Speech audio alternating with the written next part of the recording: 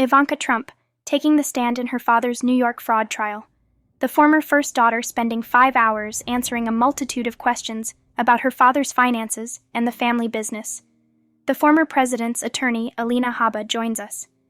Now, Alina, thank you so much for waking up early after your very busy day yesterday and all throughout the week. So, we don't see Ivanka Trump a lot anymore. She's much more of a private person, and she was called in to testify yesterday. What was that? Tell us what happened. I think let's start from before she came in to testify.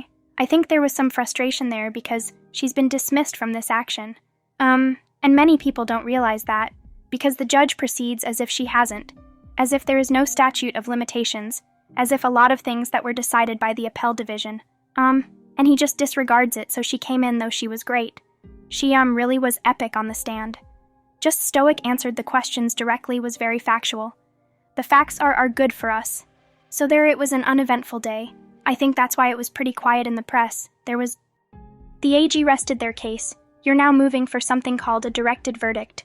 That's lawyers speak for throw this thing out, because the AG did not prove her case. What are your arguments? That's right. Well, I have to save them for a couple hours from now, and I would tell you to pay attention, but most importantly, every case has certain elements that you have to prove. One of the biggest elements is intent to fraud in this one. You have to show intent. You have to show reliance. We're talking about sophisticated banks. We're talking about Deutsche Bank, who, if I give you a number and say I believe Mar-a-Lago is worth a number, they're going to take that number and they're going to say, let me have my people do their vetting. This is DB. They've got some big lawyers, some big firms, smart people working for them. They do their own vetting and they say, okay, we want a personal guarantee because you have a lot of cash, and the Trumps have a lot of cash. Let's take that. And then we're good with it. Here's the deal. They're putting their nose into private businesses' contracts. Imagine a world where now, okay, you guys have a contract. I'm going to put my nose into it and use a consumer fraud statute to do so. That's what we're dealing with, so they failed to meet their case, primarily because the only person that had any testimony, not surprisingly about the president, was Michael Cohen, and he folded on the stand. When I cross-examined him, he lied under oath, and as I said yesterday, he really should be prosecuted for what happened in that courtroom. With me, yeah. And, after the former president testified, Letita James came out of the courtroom and said, justice will be served, and the question does still remain. Justice against who I believe even the judge said that there is really no victim in this crime, alleged crime, right? And it's not a crime. It's a civil suit for damages. She's using this now, don't forget. They tried to bring a criminal action and the DA backed off and said, no, there's not enough there. So Letita, look, she's, in my opinion, she's a very desperate human being who sits in the courtroom.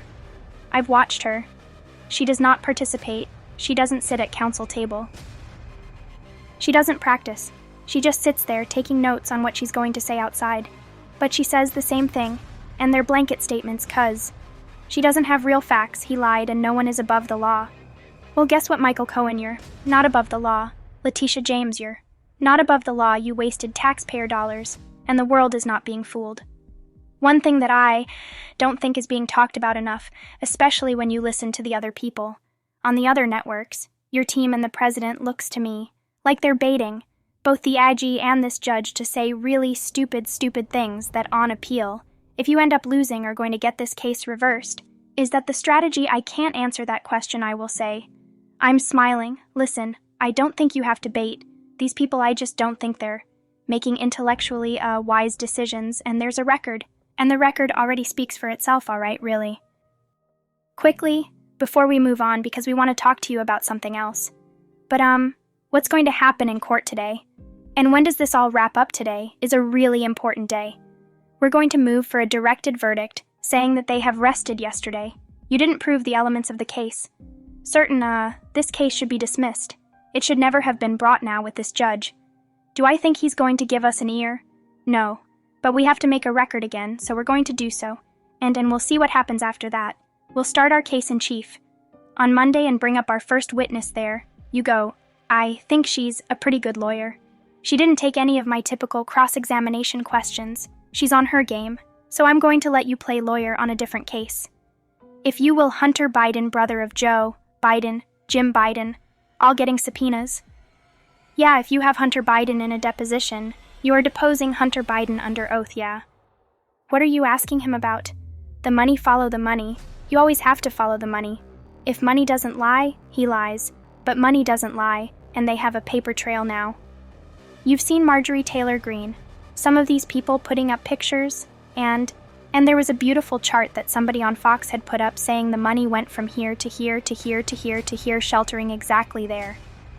It is the companies and moving the money. It doesn't matter, money doesn't lie. Did you receive the money? Yes, then there's images. Unfortunately, he has a big trail of images. There's certain personal issues that he has going on. Minors, drugs, trafficking, things like that we've seen come up. I'm waiting to see when they start treating them like they treat us. No one is above the law will show me that no one is above the law. There is no way that the Biden crime family, has not received money from the CCP, we know it. It's a fact. That's a prosecution. That's something we need to go after.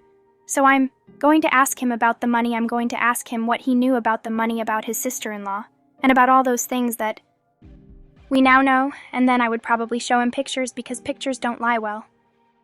Lawmakers may be able to do just that. We do have pictures of the checks, and there's been a lot of investigation. The only thing missing is linking Joe Biden to any sort of influence peddling. But those things could come out in the future. We'll just have to wait and see thoughts on coming here. Every day before you go to court, cuz this was amazing pleasure if I get hair and makeup got at Alina H. We can't thank you enough in the fact that you're in trial. We appreciate it. I'm Steve, Dewey, I'm Brian, Kill Me, and I'm Angly, Art, and click here to subscribe to the Fox News YouTube page to catch our hottest interviews and most compelling analysis.